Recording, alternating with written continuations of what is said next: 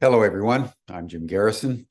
I want to welcome you to this session of Humanity Rising as we convene the fourth of five programs on whistleblowers in partnership with Code Pink.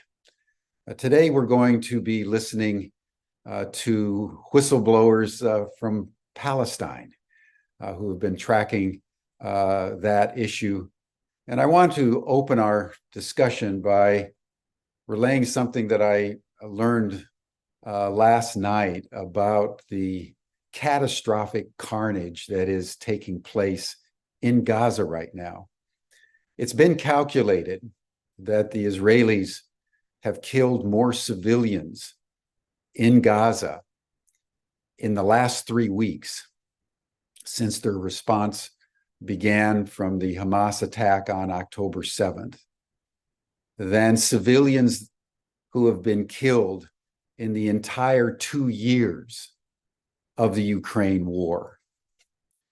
So that just gives you, all of us, a measure that what is taking place in Gaza as we speak is a massacre in violation of every humanitarian norm, in violation of international law, which forbids any nation engaging in collective punishment.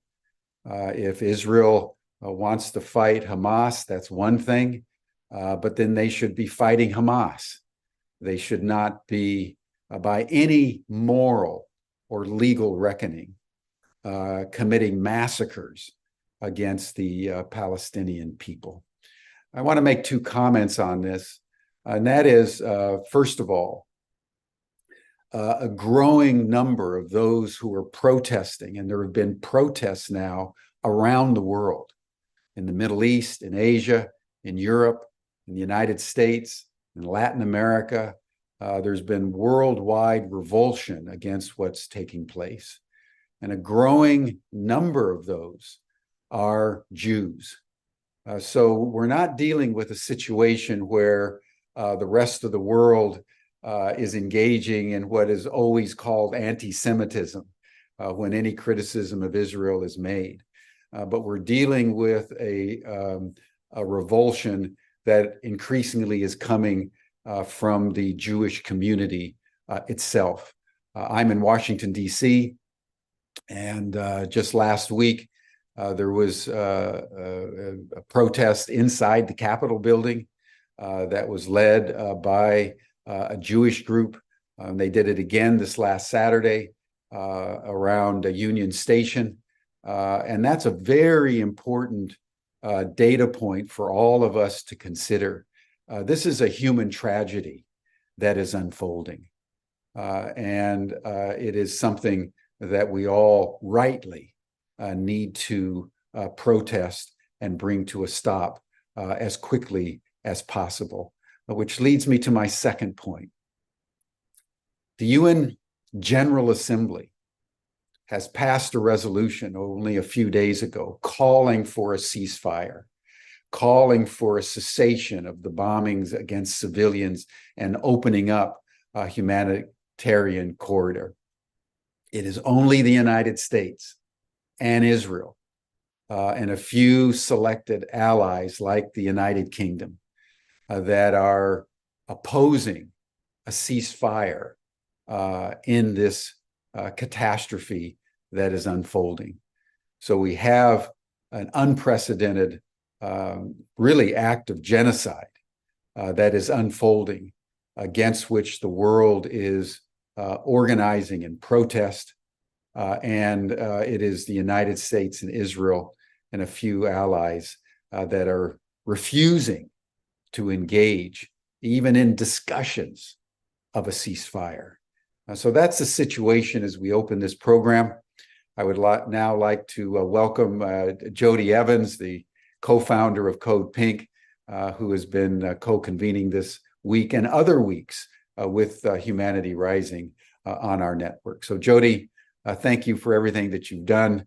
Welcome from China, as we know you are, and I turn the program over to you. Thank you so much, Jim. And thanks for bringing up those facts. We've been, here's day 4 of how we're kind of unpacking or disarming the disinformation. And it couldn't be more clear how disinformation is used for violence and war than what's happening right now in the world. And before we kind of move in, I want to share something that the co-founder of Code Pink, Medea Benjamin, wrote this week, because it really is a stark view of how, and I keep saying this every day, how our hearts and minds are weaponized for war, how the beauty of us is grabbed and used for violence. So while Palestinian officials have identified over 8,000 people killed in Gaza, which we watched President Biden deny, Israel officials have so far only identified 933 of the 1,400 people they say were killed in the Palestinian attack on October 7th. The Haaretz newspaper in Israel has a webpage with photos, names, ages, and some personal details of the people killed who have been identified. At the prompting of the Israeli military, many Western politicians and media have painted the Palestinian attack as a massacre of civilians. So it may come as a surprise to see that at least 361 of the 933 dead so far identified were in fact soldiers, police, and security officers. But Hamas, Islamic Jihad, and other Palestinian fighters also killed hundreds of civilians on October 7th, as surely as Israel's airstrikes have killed thousands of civilians in Gaza. And some of the prisoners they took back to Gaza were also soldiers and included civilians. Haaretz's records also raise another question about the story that has been widely repeated by Western media and politicians, again, including President Biden, which is that Israeli soldiers found 40 dead babies who had been decapitated by Hamas. But in Haaretz, there are 7 children below the age of 10 among the 572 civilian dead identified in Haaretz. The oldest, they're under 10, and the youngest was 4, not a baby. So I just want everybody to feel into the news that they've been fed and what I just read you. And just think about how information weaponizes fear and hate, and then this murderous, some rational people thinking that it's okay to murder babies, murder children. So there couldn't be a more vivid description of what this week has been about. So we have a treat today because you're going to get to meet the co-director of Code Pink, Danaka Katovich. She's graduated from DePaul University with a bachelor's degree in political science. And she's been working towards ending U.S. participation in the war in Yemen, and has also been building the Peace Collective at Code Pink, our youth cohort that focuses on anti-imperialist education and divestment. She's an amazing campaigner, and we're so lucky to have her as the leadership at Code Pink. And then Nour is our Code Pink's Palestine and Iran campaigner, also a graduate of DePaul University, studied international studies, and has been advocating for Palestinian liberation for over 5 years, organizing within her university. So I want to start by just letting everybody know that this isn't a new issue for Code Pink. We've been working to end the occupation of Palestine since we began. We were returning from our first trip to Iraq after the US occupied it, and the Women for Peace in Palestine asked us to join a march they had at the border, and they were Palestinian Israeli women. And so we joined them, and we were all tear gassed. It was quite violent and horrible and horrific. And so that was at the very beginning of Code Pink. When the BDS movement started, we joined and led two very successful campaigns, one against Ahava and SodaStream. Both were being the products developed in the occupied territories, but calling it Israel, and they have since moved out of the occupied territories. We've engaged in the halls of Congress for 20 years, just as Medea and the team did this week, with 25 people holding up their bloody hands and calling for a ceasefire. But we started during Operation Cast-Lead at the end of 2008 and early 2009. This was during a lame duck period between Bush and Obama, where Netanyahu began his intense bombing campaigns on Gaza and got away with them. In 2009, we led 8 trips into Gaza, bringing almost 1,000 people, followed by organizing the Gaza Freedom March, which was 1,400 people from 40 countries. Most of them were shut out by Egypt going to Gaza, but we succeeded in getting about 100 in with 2 buses and truckloads of humanitarian aid. And every year since, Code Pink activists have been part of the Gaza flotilla, including the first year when some were killed on the first boat that was fired on by the Israeli IDF, and people died. Hundreds of international laws have been broken, hundreds of Palestinians killed with no global outrage or calls for justice. And the occupation of Palestine must end for peace.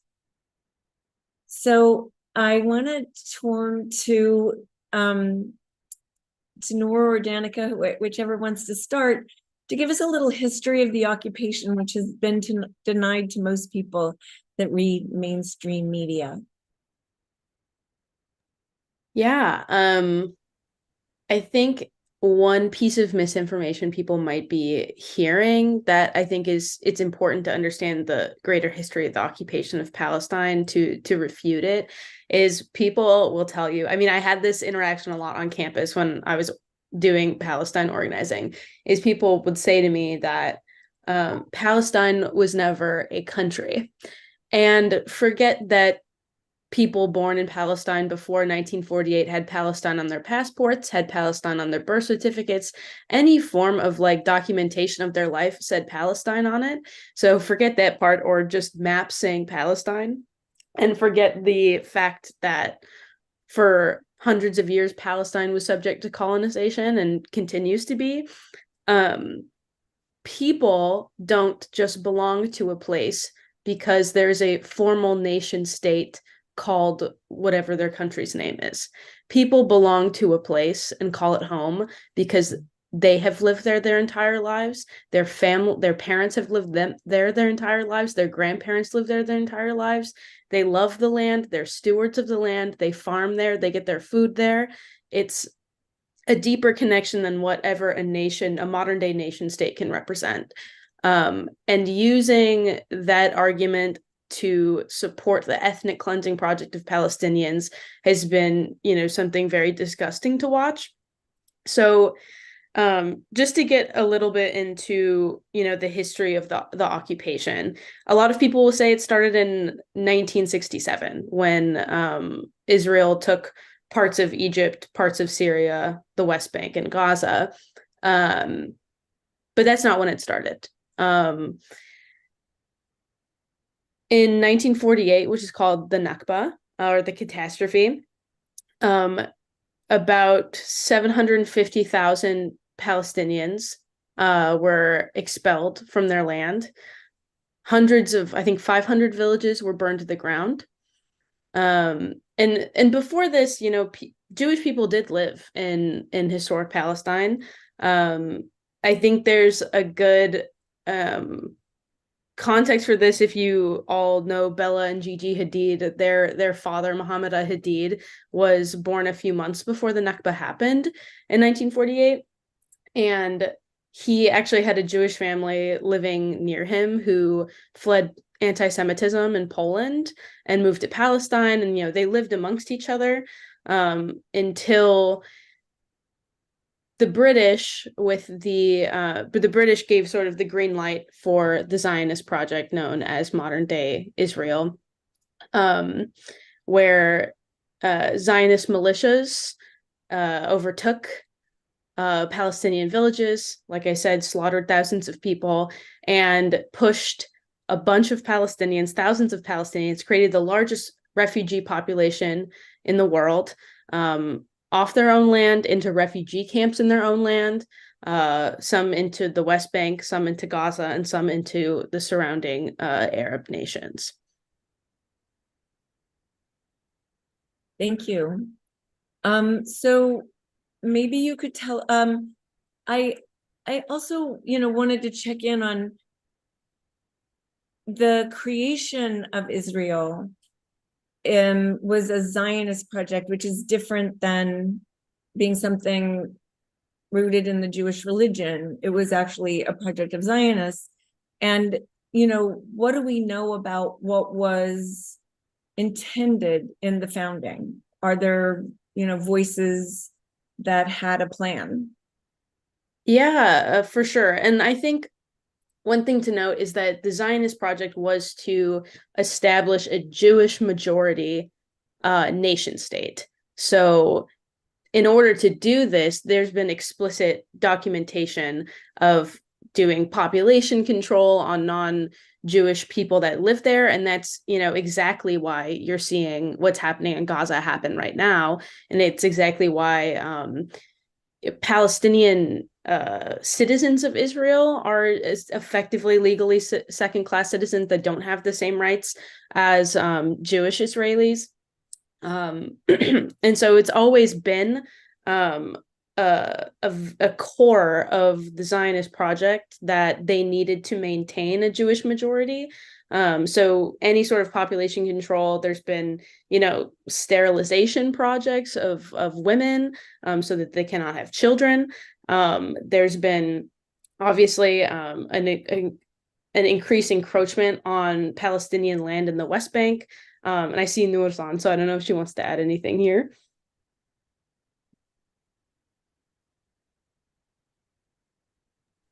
Yeah, sorry. Sorry it's a bit dark right now, but I just wanted to add that when the Zionist project that manifested into the state of Israel was actually being created, the founder of modern Zionism, Theodor Herzl, actually, it's very well documented in all of his works that he was weaponizing anti-Semitism and racism in order to make the case for settling the Jewish state in Palestine. So not only did he play on the anti-Semitism of world leaders at the time, especially the British, Arthur Balfour, who actually made the Balfour Declaration, which is one paragraph that gave Zionists the green light to fully colonize Palestine in the violent way that they did.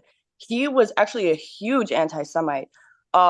You can just, from documentation in British Parliament, he says very crazy things, which is why he was so eager to establish a state that Jewish people can go to. Not only that, but Theodor Herzl, was playing on racism against Arabs in order to make the case to settle in Palestine. He actually said that Israel would be like a vanguard, like sort of a barrier against barbaric Asia, like into Europe. So like the way that Palestine is, it's like next to Europe at the end of like the Middle East, next to Africa. So they were saying like this is a perfect position to like protect Europe from the barbarians that live here.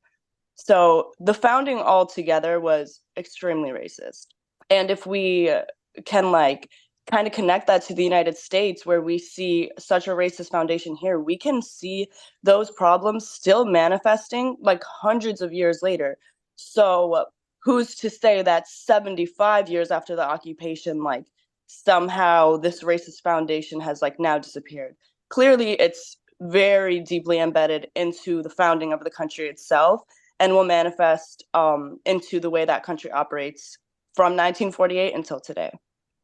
And I'll add one quote from David Ben-Gurion, who the airport in Tel Aviv is named after. He literally said, "We must expel Arabs and take their places." Thank you. I also wanted to play a couple of recent, to speak to the racism for sure. Two clips just to see, you're talking about the past, but to look at what's present.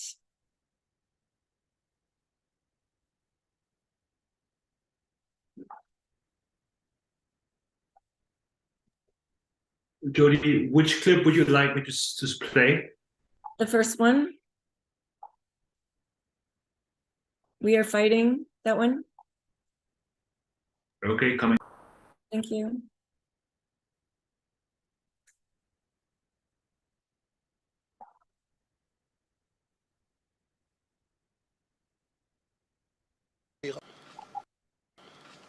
אנחנו מטילים מצור מוחלט על העיר עזה. אין חשמל, אין מזון, אין מים, אין דלק. אנחנו מטילים מצור מוחלט על העיר עזה. אין חשמל, אין מזון, אין מים, אין דלק. הכל סגור. אנחנו נלחמים בחיות אדם ואנחנו נוהגים בהתאם. Thank you. And you want to play the other one while you're at it? The next one? The Lindsey Graham one. Thanks, Georg.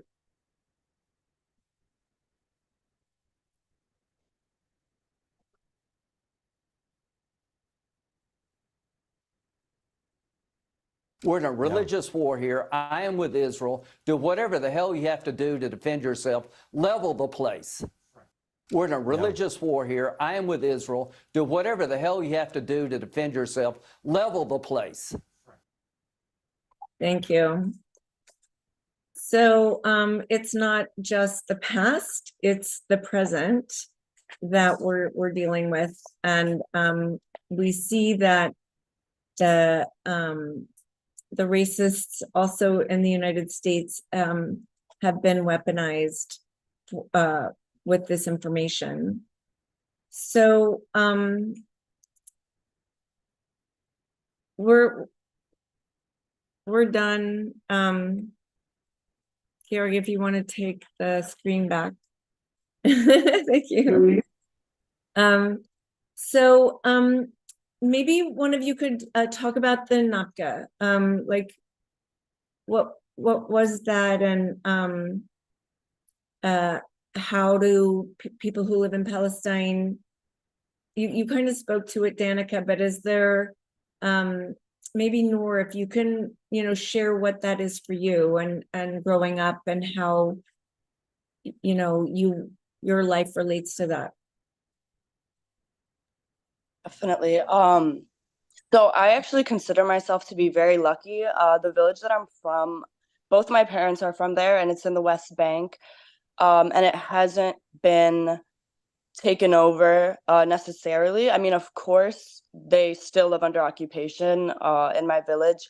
And there's actually like 2 settlements right next to my village, which if you just know the nature of settlements, they just encroach closer and closer and closer until they eventually completely take over whatever village they're next to. But to just talk about the Nakba in a greater sense, I mean, a lot of my friends are from places that they will never be able to visit, or their parents will never be able to visit. They could have been born there, and we know that Palestinians don't have a right to return, so they can't return to their lands. I can give you a good example of this, actually. There is this one village, it's near the border of Lebanon, it's called Igret. It was this beautiful village where people farmed olive trees, figs. The land there is very fertile, and it's such just amazing use of the land is to just farm there. And Igret was taken over during the Nakba, and it was turned into the largest military base in Israel. And it was actually all the farmland there was completely uprooted and destroyed, and they planted pine trees, which aren't native to Palestine, and they actually erode the soil there. So this act of settler colonialism, it's not just like an attack on the people, but it's also an attack on the land. And it proves how, removing the indigenous people from a land will destroy, it's not even good for the environment. It will destroy the land, because settlers, are settlers. They don't have that generational knowledge and relationship to a land that they would be able to take care of it that way. And actually, the people of Ikrit have resisted in many ways, nonviolent resistance. They camped out in Ikrit, trying to get their land back. And the Israeli government actually has a document that says people in Ikrit have a right to return. They can actually return to their land, but that documentation within the own Zionist government is not being honored. So this document actually exists within the Israeli government, yet it's not being honored. So, the Nakba is not something that started and ended in 1948. Like Danica mentioned, 67 when other lands were taken. But it's actually something that's ongoing. When people don't have the right to return, the Nakba is still living, right? When Palestinians in the West Bank are still living under occupation, the Nakba is still alive and well, right? If Palestinians are constantly under threat of, their neighbors in settlements, taking over their land, the Nakba is still alive and well. And when Palestinians, can just be killed in the streets or detained for no reason other than being a Palestinian man, or, looking a little suspicious, or no reason at all, that's the Nakba. So when we talk about the Nakba, it's important that we don't talk about it like it's something that happened in the past, kind of like what Jodie was saying about the racism. It's something that is still alive and ongoing. And we see it right now when we see almost 10,000 Palestinians being murdered in less than a month.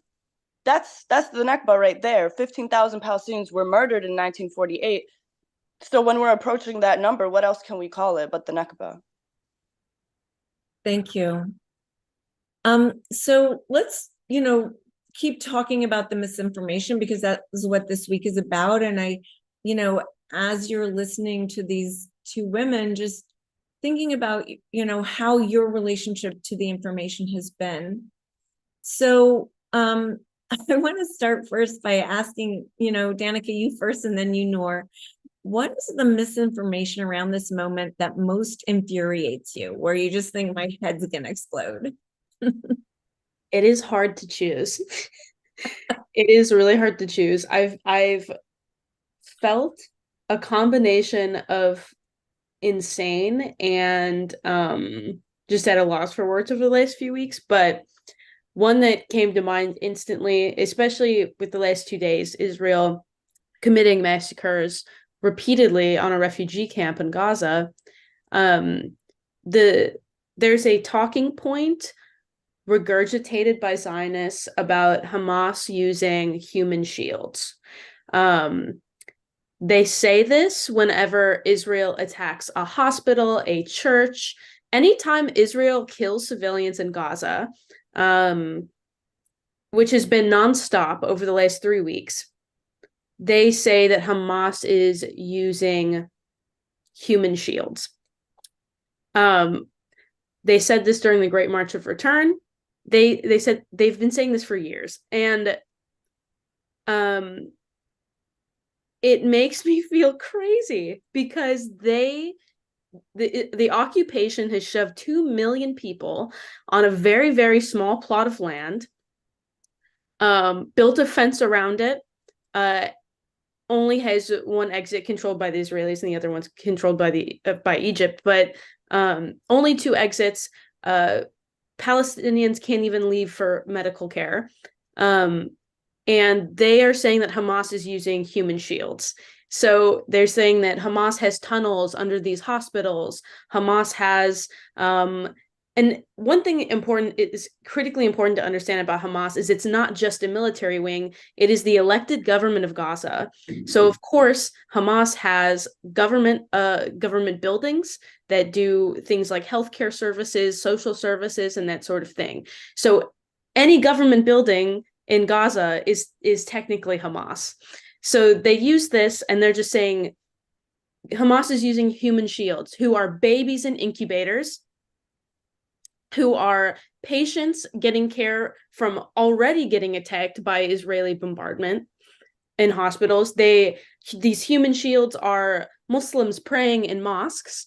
They are Christians praying in churches. They are kids in schools. So it's just every single Palestinian in Gaza is being called a human shield, and therefore is collateral damage for whatever Israel wants to do in Gaza. So I really encourage everyone to reject this idea of human shields. The only people pushing the human shields talking point is the Israeli military.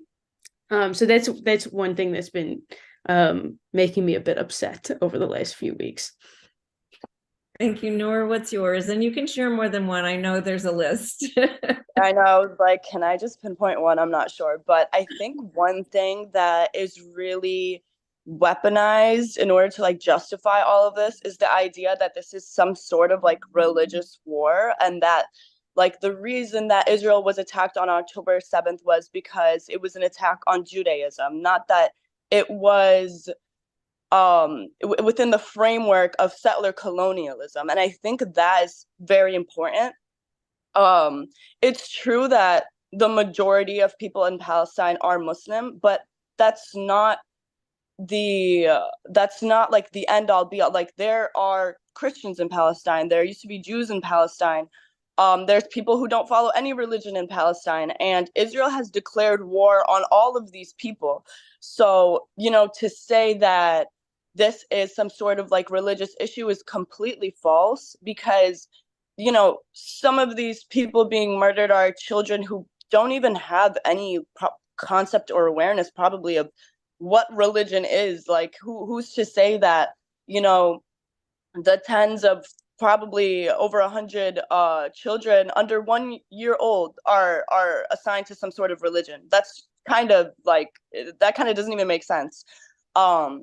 So this is not just also about like what's happening right now. I think that's something that's also getting to me. Like, people keep talking about October 7th, you know, since October 7th, since whatever. It's not since October 7th. It's since 1948. It's since the siege on Gaza. This isn't something that just started happening right now. And I think by, you know, playing on the religious card, you know, allows for like the fuel of, you know, saying that this is anti-Semitism and framing this as a religious war. And then also by not acknowledging, you know, the history that happened before October 7th, it makes it a lot easier to peddle that lie, because people aren't seeing this in the full context of what's been going on for 75 years. And I think if people had that knowledge, they would probably be able to navigate the media a little bit better. And they would probably be able to put this in like a lot better context. And it would definitely end with them having much more sympathy for Palestinians and, you know, much greater understanding of the suffering that they have been subjected to by Israel for the past 75 years. And I think that, you know, everybody would just have a much better understanding if they had those contexts. There's a lot more, but I'll save it. So, one of the big issues, I think, in the misinformation circles around, do Palestinians in Gaza have a right to defend themselves? And that whole contortion of that. Can you talk about that? Yeah, if we're talking like widely accepted, just like humanitarian law, yes, Palestinians have the right to defend themselves. I think what we're seeing right now is the extent that Palestinians are even able to defend themselves. I think if Palestinians really had like the ability to defend themselves, probably like almost like 9,000 of them wouldn't be dead right now. So I think like the short answer is yes, Palestinians do have a right to defend themselves.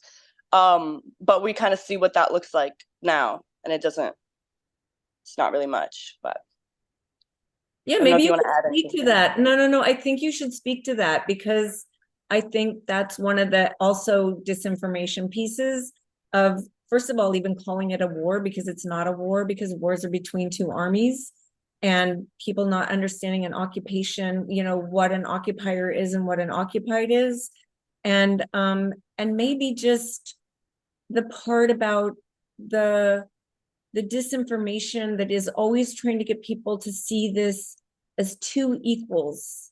If you could speak to that. Yeah, so what is going on right now is not a war. It's a liberation movement against a settler colonial occupier that has backed Palestinians into a corner for 75 years, deprived them of their dignity, deprived them of their freedom of movement, deprived them of their access to water, deprived them of their opportunity to have a life that they lead, that a life that is taken into their own hands, has subjected them to violence, has demolished their homes, murdered their families. Think about a Palestinian growing up in Gaza who has lived through, at least a few wars, like just to give like on the shorter end of the example. This person who grew up in Gaza, was born in Gaza, maybe they've had a family member who was murdered. Maybe they've had, somebody they know or themselves house being demolished by Israel, or being airstriked, or they weren't able to see their friends growing up because it was dangerous, or it was at a time where Israel was bombarding Gaza. Like, try to put yourself in that mindset and think about what that child would be conditioned to think about Israel growing up. We cannot reasonably expect these people to have some sort of positive outlook on their occupier, because that's not what this is. It's an occupier and an occupied people, and that is not the same as two sovereign countries at war. Because Gaza, even if Hamas is in control, is not even sovereign. Like, clearly Israel can cut off the water, they can not allow food, they can destroy any electricity and internet, and they can control who goes in and out. Tell me how that's a sovereign country. What other sovereign country in the world has this amount of restrictions placed on them by another entity? We would never call that a sovereign country. We would call that a colony, or like a country, or a land under occupation. And when people are occupied, they're going to have a desire to resist the violence that has been that they've been subjected to for 75 years. And we can't expect people to allow themselves to accept this livelihood of being a victim, and to just like be okay with that. That's just not even reasonable. Like, if we just think about how people naturally are, if somebody is like you're facing discrimination, you're never just going to be like, okay, like, but I shouldn't, I should just accept this. It's not how people work. Thank you. Danaka, do you have anything to add there? Not much. I think Nour, you did a really good job, and people will hear, pundits or political elite in the US talking about how they would imply that they would do things differently than people in Gaza are doing them. But not one of them has lived under occupation like Nour's talking about. Not one of them has grown up their entire life in Gaza and never been able to leave. Not one of them has experienced this degree of dignity and human dignity being stripped from them. And so they really can't talk about what they would do. They really can't. Because sometimes, like, people have throughout history risked their lives for dignity. Sometimes we want dignity more than we want to be alive. And so they really don't know what they would do. And I think if you hear someone saying that, you could just tell them, you live in the United States, you do not live under a military occupation. Well, I mean, we also saw this, a few years ago with Black Lives Matter, when everybody decided that how young Black kids were protesting didn't fit their ideal of what that should look like. And it's the same thing. If you've been, in a way, you know, your life has been not valued and you've been dehumanized, who can judge you for what that feels like and how you're going to respond to it? So yes, well said. I want to say something else to that moment of like, how would you react? And just say, you know, at least for me growing up, it's like, how would I have been under slavery? Who would I have been when genocide was happening? How would I have been in Germany during the Holocaust? And for me, it feels right now that we are watching slavery, because that is exactly what it's looking like. It's kind of these are the slaves, they're inside the, the prison, and they, tried to do the break. And the same stories you hear that happened to slaves in the south of the United States, for some reason, I just like all those stories. It's exactly like this, that level of abject just violence, of murder, of like, just get rid of everyone and frighten everyone else so they never think of doing it again. And a genocide, and, in a way, fascism. So here we are. And I just, keep asking people, like, here's your chance to show how you would have responded then. And the most important thing is that you cannot be silent, and you cannot look at it and rationalize it, because that's what happened in slavery. That's what happened with the genocide. And that's what happened with the Holocaust. So as you're reflecting on this information, it's like, how are you being visible in this moment, knowing this information from these two courageous women? So how has Israel imposed collective punishment on Gaza, which is illegal under international law? Well, I think that the genocide happening right now is the most in-your-face example of collective punishment that Israel has imposed on Gaza. When you indiscriminately bomb hospitals, schools, residential buildings, when you completely level neighborhoods and you kill children, men, women, the elderly without a second thought, I think that in itself is probably the highest form of collective punishment. But I would argue that Gazans kind of live under a sort of collective punishment in their day-to-day life, when their water is being controlled, when their imports and exports are being controlled, when their movement is being controlled, because Israel feels threatened by the power in that area. That is collective punishment. I think that is the textbook definition of collective punishment, actually. Thank you. And some other information that we see that's triggering is that this is being reported as Israel's 9/11. How do you respond to that? Danaka? Yeah, I mean, I think it's very clear, if you're familiar with the propaganda that came about after actual 9/11. And it's being used for the same purpose because it worked back then. They said, we are under attack. Here's who's doing it. Here's a list of people who are doing it. They have to be killed no matter what the cost, because they are only going to attack us again. And so Israel is just using the exact same playbook that the Bush administration used after 9/11 to justify the killing of as many civilians as it takes for them to feel like their political goals were accomplished. So they know, okay, if we use the 9/11 rhetoric, it worked back then on a lot of people, but hopefully we have learned our lesson, and hopefully we as the people are able to call that misinformation out, and we're able to a little bit course correct a little bit and be a bit smarter this time.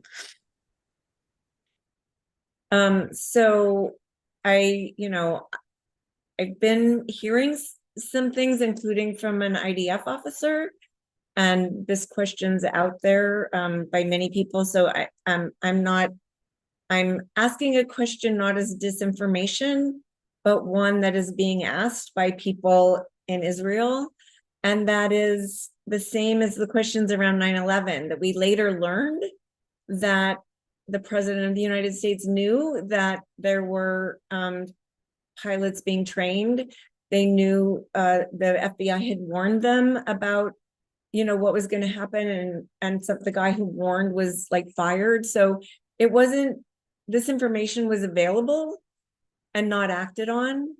And so here we are again, where IDF officers are saying, I don't understand what happened, that how long it takes a helicopter to get somewhere, that this doesn't make sense. Also has a little bit of the same shadowiness of 9/11. And then that that there's no lesson learned by Israel, that the lesson they decided to learn was that they could be violent, and just to say that the war on terror has killed 4.5 to 6 million people with no accountability. So Netanyahu can look at that and go, it might, people might think it's wrong, but hell, they got away with it. And that's, 6 million people. Nobody seems to care. Again, also racist, that we saw with the beginning of the Ukraine war, where everybody had sat by during the United States bombing a sovereign country and nobody said a word. So I just wanted to bring up those 9/11 pieces at the same time. How can this audience avoid misinformation on Palestine? I think there's a few things that you can do. I would say that even, mainstream sources that have been reputable have been very unreliable on this issue. Like CNN is the outlet that started the false narrative about Hamas beheading babies that they later retracted, but kept their original comments up online. So this story could be reproduced over and over again. And Nour and I even saw it being reproduced in our Chicago City Council meetings. I think a week and a half after CNN made the initial retraction. So don't share something online without checking it, even if it's like reputable. See if there are other people posting about this. Is it only CNN? Is it only BBC and CNN? Who else has reported on it? Look for the sources that the outlets are citing. If they are citing something and they said it came from the IDF, maybe it's not so reliable. They bombed a hospital and said that they didn't do it. So the IDF is not a reliable source, I would say. And then always ask the question, like, what do you think the agenda is of this reporting? Is it supposed to evoke emotion in you? Who benefits from this story being true? And on whose behalf are your emotions being evoked for? And just sort of be careful about stories like that in the first place. And then I'll pass it to Nour. Maybe you could share some good outlets to follow for Palestine too. Yeah, I'd say like a general rule, I think for news, just in general, is to like listen to the side of the people who are being oppressed, not the people who are doing the oppressing, not the people who are doing the bombing and funding the bombing. And there's a lot of people in Gaza on the ground that will show you firsthand what's going on.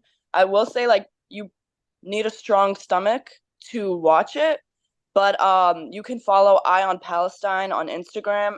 I think it's I_on_Palestine. And then there's Motaz Azaiza on Instagram as well. And then you can also just check out the Electronic Intifada and Al Jazeera. Those are all, they do accurate reporting on what's happening in Palestine. I don't know if we can share like the sources that we have, if I could drop them in the chat. I'll do that. That would be great. Thank you. Yeah, I'll do that now. And then, Danica, how, as a feminist and progressive leader, do you find your support in Palestine? Like, if someone's a feminist and a progressive, like, how does that necessarily mean that you support Palestine? Yeah, of course. And I will say, people who have argued with me about this are saying they say things about Hamas and they say things about Arab people generally and Muslims that they say things like culturally, like these cultures don't support women. I will say that is ignorant and mostly rooted in Islamophobia. So check yourself there. But also, I support Palestine as a feminist because the Israeli occupation and the Zionist project is the greatest purveyor of violence against Palestinian women in the world. Occupation isn't feminist. Blockading Gaza isn't feminist. Carpet bombing Gaza isn't feminist. You know, I think one thing that's stuck with me is like the feeling of I'm not a mother. I don't have any children, but when I think about like the possibility of not being able to like protect my child, of not being able to shield their eyes from seeing their siblings, you know, under rubble or their father being killed. Because it's not just about like women in Palestine, it's about everyone that women love. It's about their husbands, it's about their sons, it's about their daughters, their sisters. And so that's why I'm a feminist and I support Palestine, because occupation isn't feminist. There's no feminist argument for supporting Israel. Nour, do you want to add anything to that? Yeah, just like maybe share something like a bit more personal. Like Danica was saying, occupation, right, isn't feminist. Any form of oppression is, you know, inherently going to affect the women that live there as well. And if you care about women, then you should care about women that are living under occupation in Palestine.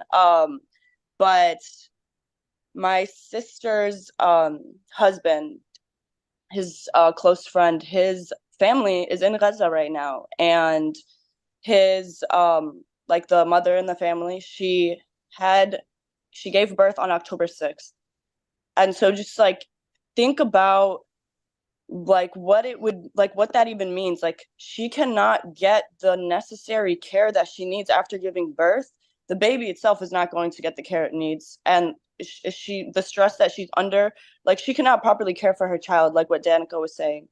And then also something that Israel does in the West Bank is they will impose this is not just about Gaza, like also just a side note, the occupation is happening all over Palestine. Like settler colonialism isn't just in Gaza, it's in the West Bank, it's everywhere in Palestine.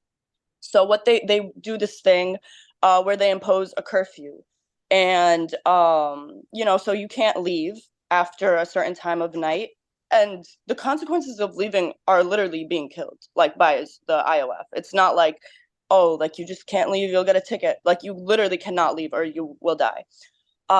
When my mom lived in the West Bank, this was when she was younger, and her younger brother was young that he needed like baby formula, like that's what he could eat, right? And there was nothing, they had none in their house. And my mom told me the story of my grandma having to sneak around, going through houses and like just to get some baby formula for my uncle. And that is a woman, right, having to risk her life just to provide for her child, just to get what her child needs. She literally risked being murdered just so that she could you know, feed her kid. In what world is that feminist? You know, like if we are going to be feminist, if we're going to stand up for women, we need to include all women in that, you know, including women that live under occupation. Even if it's something that's difficult for us to grasp, when we see oppression, it's going to affect women. And being a feminist means standing up against all forms of oppression, because they will affect women. Thank you for that. So the last question that I want to bring up from the audience is, how do we get to peace?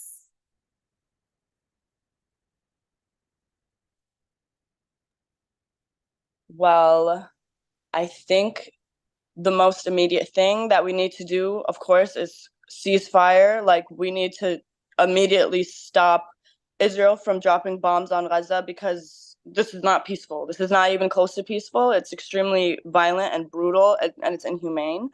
But larger than that, we need an end to the occupation completely, and we need to lift the siege on Gaza.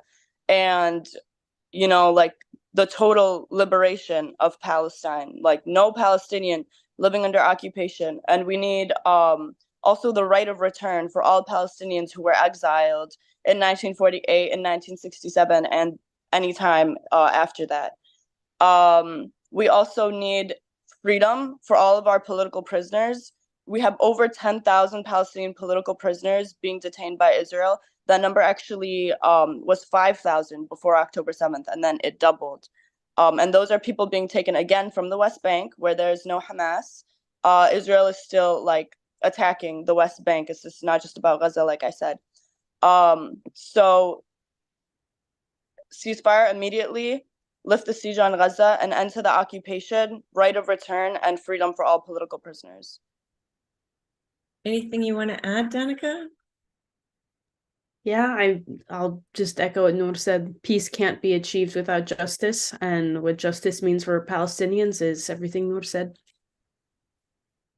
And I would say facts instead of misinformation that weaponizes hearts and minds to become themselves monsters, because that's really what happens, is that we lose our humanity and then decide that it's okay to murder people, which it never is. So I really want to thank our guests today, Danaka and Nour. Thank you so much for being with us and weathering even, no electricity to be here. Thank you. And Jim, before they leave, was there a question that you wanted to ask? Well, first of all, I just wanted to appreciate both of you in terms of not only your passion, but the clarity with which you've spoken today. And if there's one kind of concluding point that I think is worth accentuating, which you touched on earlier, Jodie, but just so our audience takes in the enormity, is the asymmetry between the players, because in the public perception, Israel and the United States have managed to create Hamas as sort of Goliath and Israel as sort of David, that it's this massive organization that is committed to killing every Jew, when the reality is actually the reverse. The Hamas as an organization is extremely small, limited to an area of 20 miles by 5 miles, not that old, only 15, 20 years old, actually helped to be created by the Israelis in the United States as they were trying to compromise and destroy the effectiveness of the Palestinian Liberation Organization, the PLO. Hamas does not have an air force. It does not have an army. It doesn't have tanks. It doesn't have airplanes. It doesn't have warships. That's basically mostly young people in the spirit of the young Jews in the Warsaw Ghetto uprising in 1942 that are using every instrument at their disposal with barely even a slingshot and maybe 1 or 2 stones, because Israel is in fact the Goliath here. So that's part of the asymmetry between the colonizer and the colonized, is the extraordinary disproportion of power, resources, infrastructure, and capacity.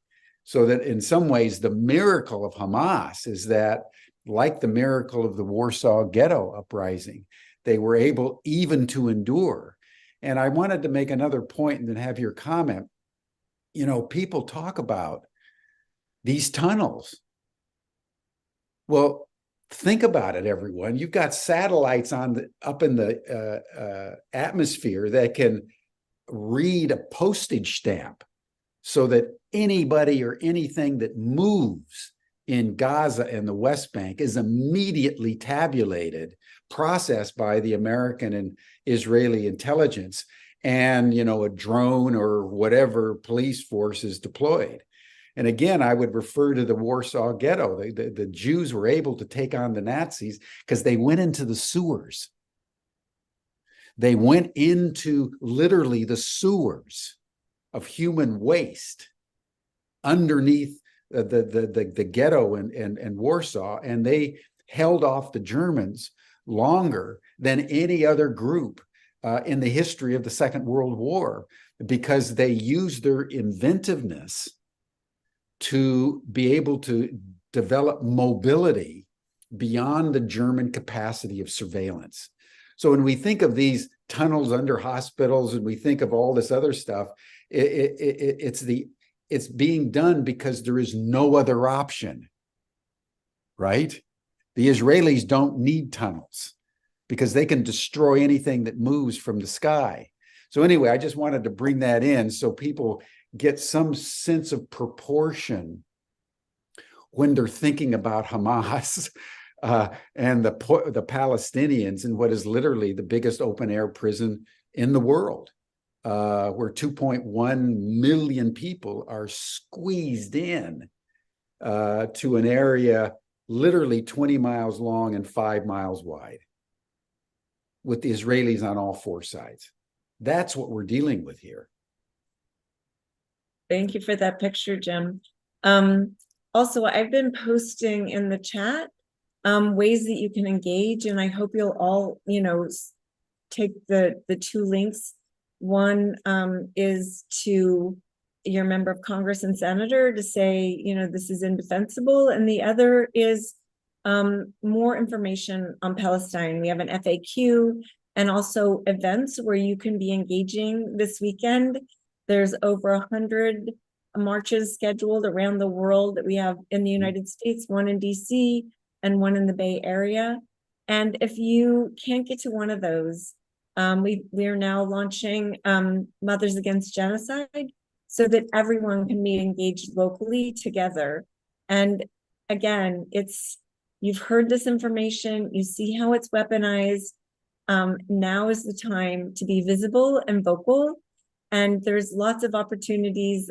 You've got lots of links of people to follow and people to share to educate your community. Because if we're all diseducated, then start being someone who can be a good educator and a good sharer of information so other people can find their way to the truth. Danaka and Nour, there's just a piece of news. The first senator has just called for a ceasefire. So only one senator has called for a ceasefire, and it just happened a few minutes ago. And it was who was that senator? Senator Dick Durbin of Illinois. Fantastic. I know. I don't know his face. Fantastic. He's a Democrat. He's a powerful Democrat. Good for him. And I bet you Jodie had something to do with it. Oh, those girls are in Illinois, not me. Those two. It took him long enough, but I'm glad finally he said something. And hopefully this will encourage many more senators to speak up and feel like they have, some support in doing that. Cool. All right. Well, thank you so much. And yes, we need humanity to rise right now, and all of us can do that. So onward to peace. Thank you, Nour and Danaka, and thank you, Jim and Stan. And tomorrow we have another amazing day that's going to take us into a whole nother trajectory into corporations that can put you in jail.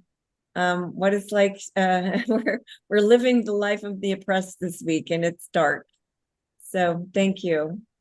Thank you, Jodie. Thank you, Nour. Thank you, Danaka. And that brings us to a close, everyone. You're welcome to the after session chat. You'll see the link in the chat box, and then we'll see you again tomorrow for our final session on whistleblowers with Code Pink. Thanks, everyone. Bye for now.